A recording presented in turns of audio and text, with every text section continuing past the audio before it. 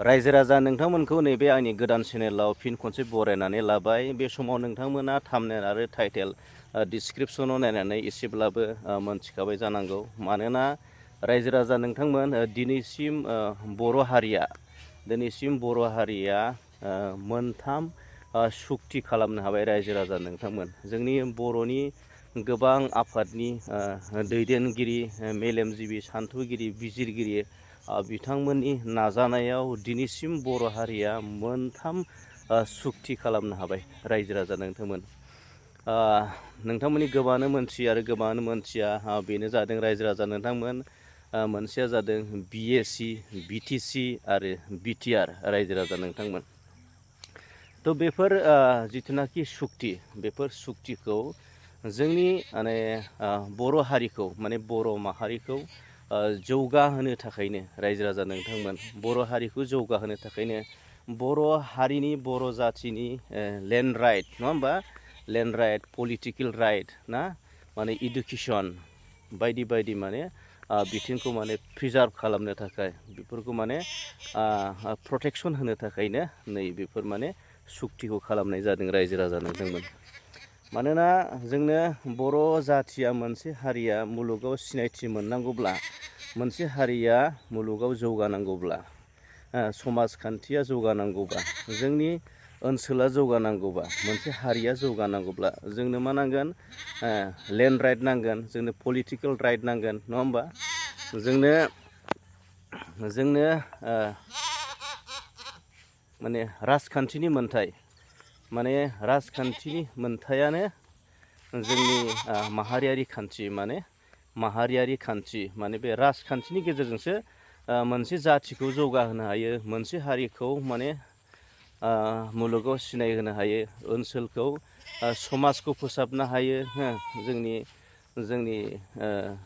जोंनि लाइमोनफोरखौ जोङो जौगाहोनो हायो, नङा होमबा? जोङो सोलोंथाइनि मोन्थाय ना, political right, education right, land right, बेफोरखौ मोननो थाखायनो नैबेफोर माने सुक्तिफोरखौ खालामनाय जादोंमोन रायजो राजा नोंथांमोन। थ' जाय दैदेनगिरिफोरा, बिथांमोना जोहोलावफोरा, बिथांमोना बर'नि बिर जोहोलाव, नङा होमबा? बिथांमोना गोबां नाजादोंमोन, गोबां सोमावसारदोंमोन आरो दिनै बे मोनथाम सुक्तिखौ माने खालामनो हाबाय रायजो राजा नोंथांमोन। थ' बिथांमोननिसिम गोसो गोरबोनिफ्राय गिबियावनो रोजा रोजा साबायखर जासिनाय थाबाय। दा बे समाव जोङो बाख्नायनांगोन, मानोना नैबे गासिबो माने सुक्तियानो मोजांमोन। माने बर' हारिखौ दानाय, बर' जाथिखौ जौगाहोनाय, बर'नि माखासे मोन्थायफोरखौ मोननो थाखायमोन। गासिबो माने बिराद मोजां रायजो राजा नोंथांमोन, गासिबो सुक्तियानो बिराद मोजां। दा बे समाव जोङो BACखौबो जों बाख्नायनांगोन, BTC सुक्तिखौ बाख्नायनांगोन, जों BTRखौ बाख्नायनांगोन रायजो राजा। दा BTR होननानै बुङोब्ला थांनाय जोंहा पिस एकर्ड 2027 जानुवारियाव जे जोंहा मानाव गेदेर प्रमद बर' बिथांनि दैदेननायाव जि पिस एकर्ड, दा बे पिस एकर्डनि गेजेरजों मोनसे गिदिर हाबा मावनाय जादों रायजो राजा नोंथांमोन। बे हाबायानो जादों जोंनि बे दफायाव थानाय माखासे दफाफोरा मावफुंजाबाय, माखासे दफाफोरा मावफुंजायाखै। नैबे गिदिर जे हाबायानो जादों रायजो राजा नोंथांमोन।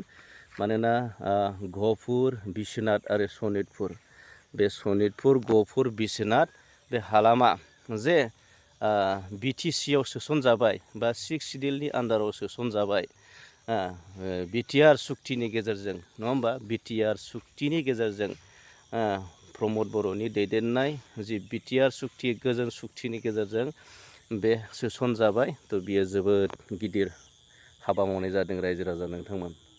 थ' जोङो बाख्नायनांगोन, जोङो साबायखर बावनांगोन मानाव गेदेर प्रमद बर' बिथांनिसिम साबायखर बावनांगोन, रायजो राजाफ्रा साबायखर बावनांगोन आरो गोसोखांनांगोन, बरायनांगोन रायजो राजा नोंथांमोन। मानोना दिनै बेबादि माने जोंनि गेजेराव बर'नि दैदेनगिरि, बेबादि लिडार गैयामोनब्ला, दैदेनगिरि गैयामोनब्ला दिनै बर' जाथिया दिनैनि बे स्टेजाव दिनैसिम सौफैनाय नङामोन रायजो राजा नोंथांमोन।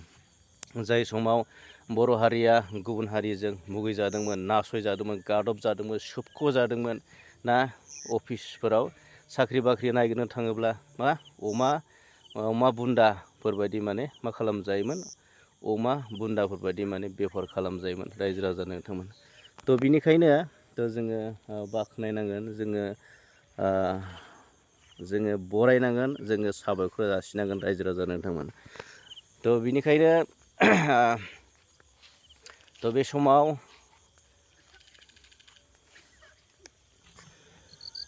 रायजो राजा नोंथांमोन, जोङो बे समाव मिन्थिगौ माने जिथुनाखि सुक्तिनि दफाफोरखौ आद्रा थानाय जा मावफुंजाबाय आरो आद्रा थानाय दफाफोरखौ मावफुंनांगौआ सरखारनि बिबान रायजो राजा नोंथांमोन। BTCआनो जा, आसाम सरकारानो जा, सेन्ट्रेलानो जा, माने बेफोरो जादों सरखारनि बिबान, बेफोर मावफुंनो गोनां रायजो राजा नोंथांमोन। आरो बे समाव दिनै रायजो राजा नोंथांमोन, मानोना जोंनाव फोथायनाय दङ आरो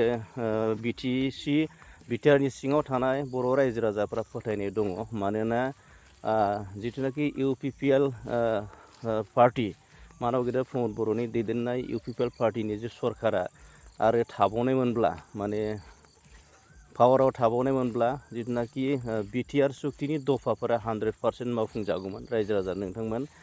आरो बर'नि माखासे जिथुनाखि इसु, बर'नि माखासे गिदिर गिदिर बे इसुफोरा माने समाधान जागौमोन, सल्भ जागौमोन रायजो राजा नोंथांमोन। दा दिनै नोंथांमोना नुनो मोनबाय, दिनै जिथुनाखि सरकारा सोलायबाय, BTRआव सरकारा सोलायबाय। दा गासैबो मावनो गोनां बिबानानो जादों BTC सरकारानो जा, आसाम सरकारानो जा, सेन्ट्रेल सरकारानो जा, गासैबो दफाफोरखौ मावफुंनायनि बिबाना बिथांमोनाव दङ। आरो आसा खालामबाय बे सरकारा गासैबो BTR सुक्तिनि दफाफोरखौ जाहाथे मावफुंगोन, बेखौ आसा फारिबाय। दिनैनि भिडिअखौ बेखिनियाव दोनथ'बाय। गोजोनदों रायजो राजा नोंथांमोन। Thank you.